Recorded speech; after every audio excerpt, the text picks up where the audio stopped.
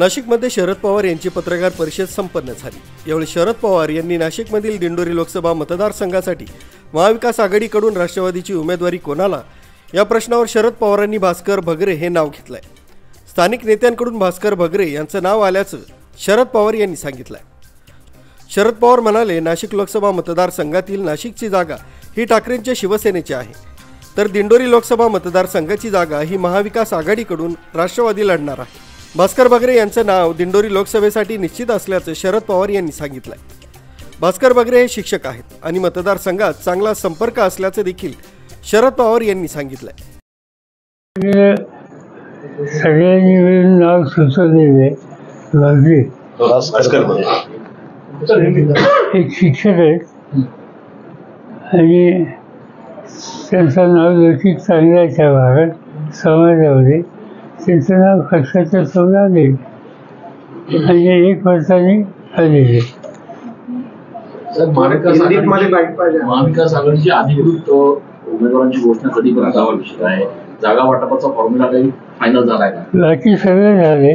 आंबेडकरांच्या संबंधी एकदा चर्चा करायला लागेल पुढच्या 2-3 दिवसात। जागा वाटप कसं असणार आहे? काय जागा वाटप, कुठला पक्ष किती जागा लढवणार, त्याबद्दल काय फायनल झाले?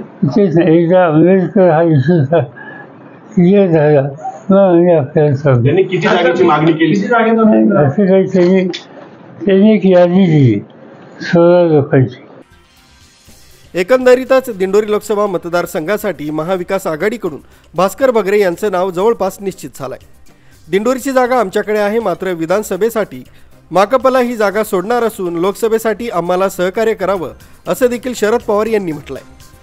आणि हे सांगितलं की ह्या सगळ्या जागा मी मागत नाही, पण आमचं काम तिथे आणि आमचं काम तिथे किती ठिकाणी तुम्ही आम्हाला अकोमोडेट करू शकता हे सांगा, ही स्टेज आहे। त्यांना किती जागा देण्यासाठी तिन्ही पक्ष इच्छुक आहेत आज नाही सांगताय, पण त्यांना त्याची 4-5 जागा सहज केल्या। कालच राऊत साहेब बोलले का 4 जागा आम्ही त्यांना देऊ करतो। कोणत्या कोणत्या होत्या ते सांगतील। राज्यातील बदलत्या राजकीय समीकरणानंतर दिंडोरी लोकसभा मतदारसंघात महाविकास आघाडीकडून अनेक नावं चर्चेत होती। त्यात माजी खासदार हरिश्चंद्र चव्हाण यांचं नाव देखील होतं, मात्र भास्कर भगरे यांचं नाव अग्रस्थानी असल्याचं पाहायला मिळत होतं। गेल्या 2019च्या लोकसभा निवडणुकीत विद्यमान खासदार हरिश्चंद्र चव्हाण यांची उमेदवारी भाजपने नाकारत राष्ट्रवादीच्या भारती पवार यांचा भाजपात प्रवेश करत त्यांना उमेदवारी दिली होती। दिंडोरी लोकसभा मतदारसंघातून भाजपनं आयत्या वेळी राष्ट्रवादीचे दिवंगत नेते, माजी मंत्री आणि शरद पवारांचे अत्यंत विश्वासू एटी पवार यांची सून भारती पवारांना उमेदवारी दिल्यानं त्यांचा मोठ्या मताधिक्यानं विजय झाला। राष्ट्रवादीचे धनराज महाले यांचा पराभव करत पहिल्याच प्रयत्नात भारती पवार यांना केंद्रीय राज्य मंत्रिमंडळात देखील स्थान मिळालंय। दरम्यान शरद पवार हे दिंडोरी लोकसभेत भारती पवारांनी केलेल्या 5 वर्षातील कामांचा लेखाजोखा बघता कांदा उत्पादकांसाठी केंद्र सरकारने घेतलेले निर्णय आणि शेतकऱ्यांची नाराजी ही अधोरेखित करत केंद्रीय राज्यमंत्री भारती पवार यांना मोठं आव्हान उभं करणार असल्याचं बोललं जात आहे। शरद पवारांनी दिंडोरी लोकसभेची उमेदवारी भास्कर भगरे यांना जाहीर केल्यानं अनेकांच्या भुवया उंचावल्या आहेत। भास्कर भगरे हे देखील राष्ट्रवादीचे तालुका प्रमुख तसंच जिल्हा परिषदेचे सदस्य देखील होते। दिंडोरीच्या राजकारणात श्रीराम शेटे यांचा देखील मोठा वाटा आहे। कादवा साखर कारखान्याच्या माध्यमातून शेतकऱ्यांची मोठी फळी शेटे यांनी तयार केली।